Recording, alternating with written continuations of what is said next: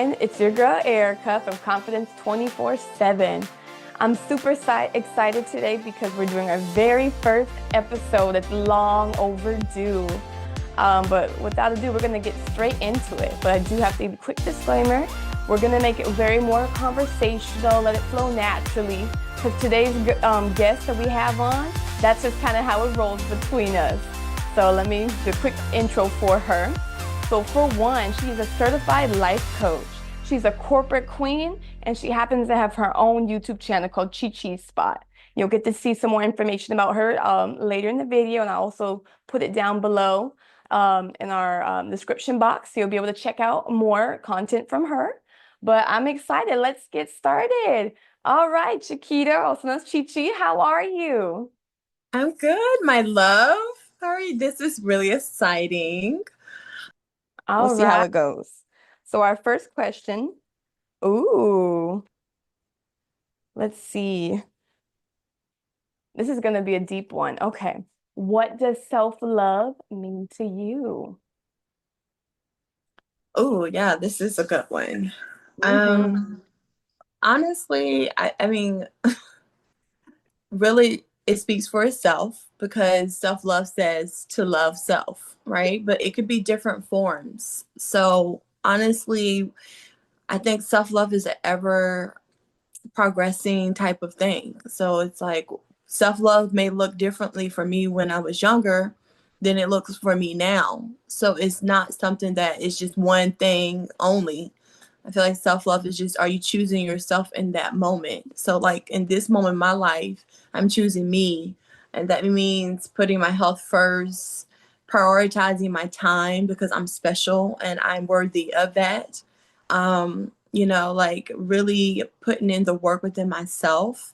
And it could be simply like just this morning, I went to the gym and I said, you know what? When I was in the gym, I said, okay, I'm gonna stick to my regimen because I have to show up for myself. I have to keep my promise to myself. So that was me really practicing a form of this is self-love for me. And so I feel like, it just depends what, you know, your highest self, uh, a striving to be your highest self in love would be in the moment. Does that make sense? Yeah, that does. We could definitely break that up into different layers. So you said for you, it means something different in different phases of your life.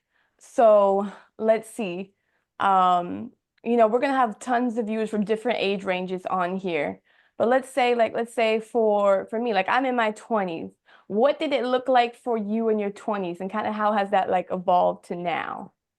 Oh my goodness. Let me see. Let me think about that. It's a lot to unpack.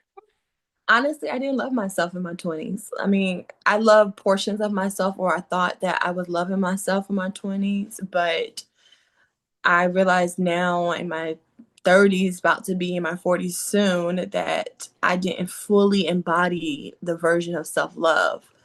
Um, so I guess in my 20s, I didn't even know who I really was. I was just kind of following rules and just doing what I thought I needed to do. So I think part of that is in order for you to love yourself, you got to know what it means for you. And I think it's like about asking yourself questions like, am I happy here? Like what I'm doing right now, am I happy? I think in my 20s, I mean, I was still raising I was honest, I just had Landry in my 20s. And he was Mhm. the only one. And so I was young. I was in a religion that didn't serve me, but I didn't know it. So I was doing the best that I can at the time, raising a child. And so I don't even think I even thought about self love really. Um, Wow. Yeah, that's interesting. Yeah, like where you were, just having a baby, that's a whole new life phase in itself when you're trying to, take care of this new human being that's like dependent on you and also finding yourself. That is huge. So I know everyone's lives is different, but what do you think is the biggest challenge for people who are trying to discover, self-love and show themselves compassion while they're figuring it out. We're still learning every day. Like, what's the key to that? Well, whatever. Honestly, I'll say this. I have learned over time that the key to self love is trusting yourself and your intuition. Our intuition is really our compass. So, like, if it feels good, we're going to feel good. If it's the right thing to do for us, we'll feel good about the decision we make. If it's not really a great thing for us, then our intuition will kind of kick in and be like, ooh, I don't feel that great. For me, I feel like in my chest or in my stomach, like it drops a little bit. I'm like, ooh, I don't know how I feel about this. And I know that now I know that that's my intuition and I trust it. So I move accordingly. So when I see that something just doesn't feel good, I stop and then I say, okay, well, why does this not feel good to me? What's going on with this? This is not serving my highest purpose. This is not serving me. If it feels really good, then I'm like, okay, I love this. I'm excited. I'm ready to do this thing, or I feel so great about this person, or I feel so great about me in this moment. And it's a compass. But I think what happens is we're taught not to follow ourselves. We're taught that we have to rely on something outside of us to figure out what right or wrong is. But really, we are our own guide. We're our own teachers. We just got to trust it. And so I would say that's the most important thing. And that's the key, really, is to trust yourself and your intuition. Wow, I love that. Trusting ourselves to make the best decision for where we are and then where we're gonna go, because we're constantly changing every day. But how So, do you like feel I about said, that, though? Let me ask you, how do you feel about that? oh, how do I feel about trusting myself? I feel like, for me, that's something I'm learning right now. That's something that I'm trying to, I don't want to say master, but you want to grow in that. Because sometimes I feel like, I don't know about you, but sometimes you're just so afraid of making a mistake or doing something that can set off, your whole timeline. I hate that little Yeah. concept of a timeline. You know what I mean? I feel like everyone thinks by like 25, like you have to have it figured out. You have to be married, you have to have kids, you have to have this amazing job, this amazing career. And sometimes you get worried, like, what if I do this? This could set me off. So I feel like that's something I'm learning to do now. Like I'm trying to step out my comfort zone. Like one, doing this episode, I was literally talking myself out of it. I was like, oh my God, like I don't know if I'm ready. Do I have this? Maybe I need to wait more.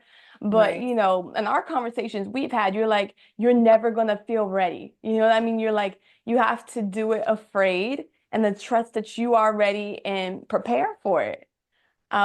So I think that's where I'm at with it. Like I'm growing, I'm pushing myself out there, and I'm letting myself know like it's okay. I might fall, but I'm gonna get back up, and I have amazing people like you to get advice from. So I love that. And it's so crazy you said that. Well, it's so great that you said that because honestly, I'm the same way. But the difference really, is like I trust myself enough to know, okay, I don't really know right now what I want. I don't really know like certain things, right? But you're always protected. You always got your best interest at heart. You know that even if you fall, there is a net there to protect you and you can get up from that. And it's just going to help you to get more clear on who you are. So I think for me, it's like, I don't think it ever changes, meaning we have different stages in our lives and we'll try different things, but ultimately we'll still go at things scared or we may not be very sure of certain things because we're trying something new. We're stepping outside of our comfort. So at any stage of life, we can get to a point where we're like, oh my God, I really am kind of scared and all. It's just versions and levels of it. So like my level mm, is okay. I'm stepping out on faith. I already know it's going to be good. I'm really excited. I'm manifesting this great stuff, but I am still a little scared. But because of this history, I know I'm going to be okay because I now trust myself to know that I got my best interest at heart and that everything is going to be okay. But I'm still a little scared. So it's different, but it's still kind of the same. yeah, that's so true. And I think we look up to people all the time on social media. I definitely want to dive into that a little bit. Like, we look at people like, let's say we just got out of Black History Month and now we're in Women's Month. So we see so many people who are like, let's say for Black History Month, we had Martin Luther King, we had our first Black president, we had Barack Obama.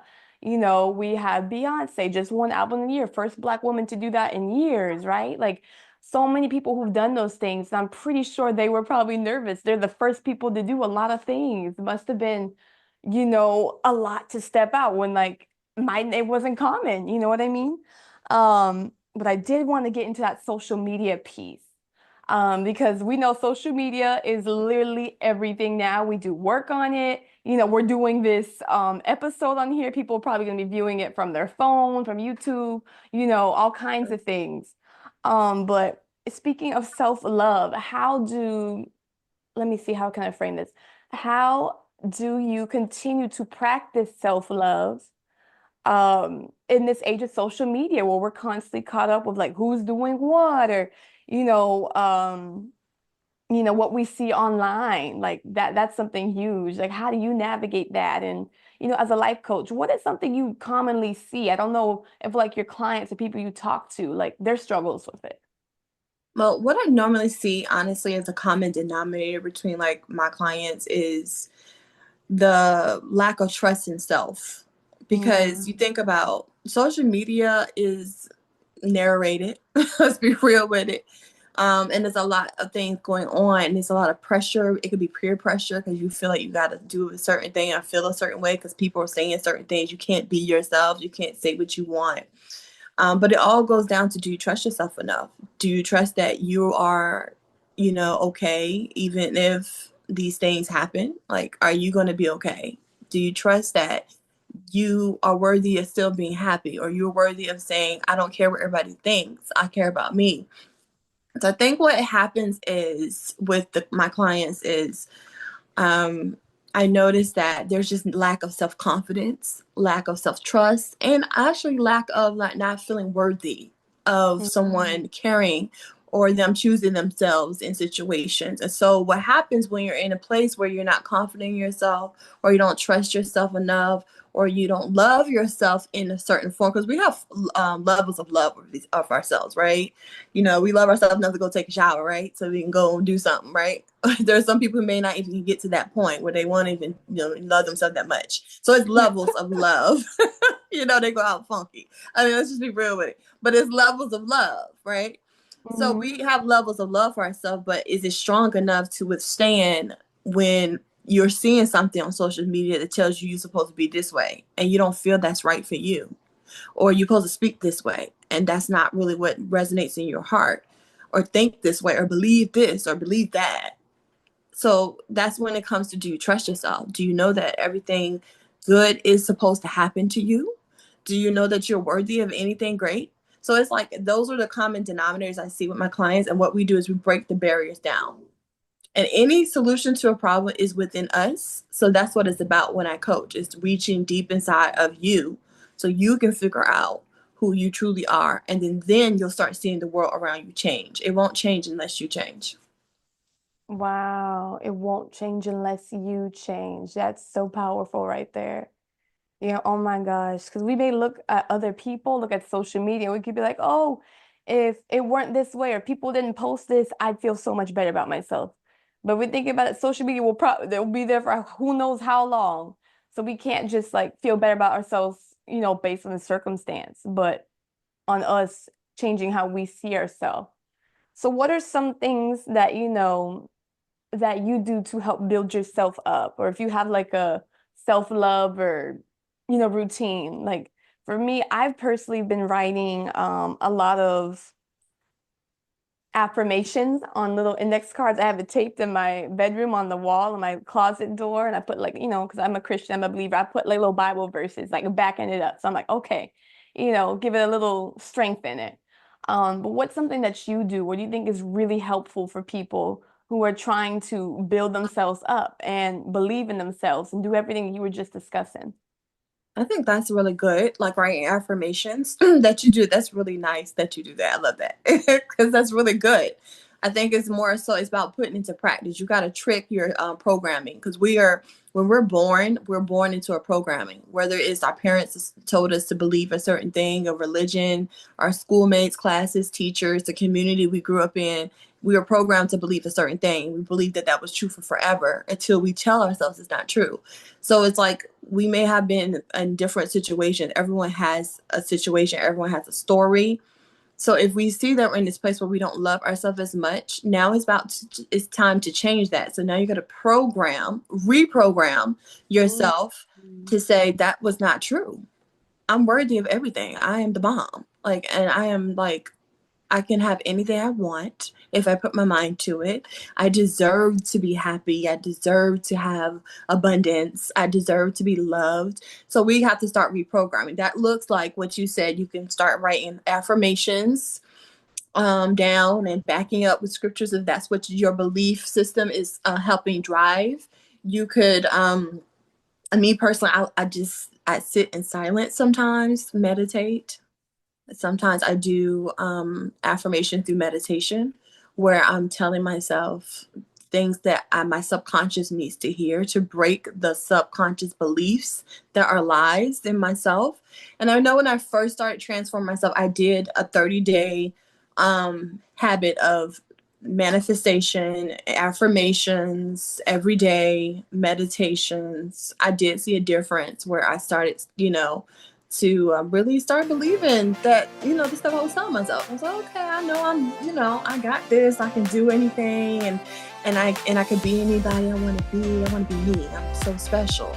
And so that's a great practice. Also, journaling is so good. And I personally advocate for journaling, and I tell my clients to really try to journal because it helps you to put your thoughts on paper and actually helps you sometimes when you're writing, you have clarity.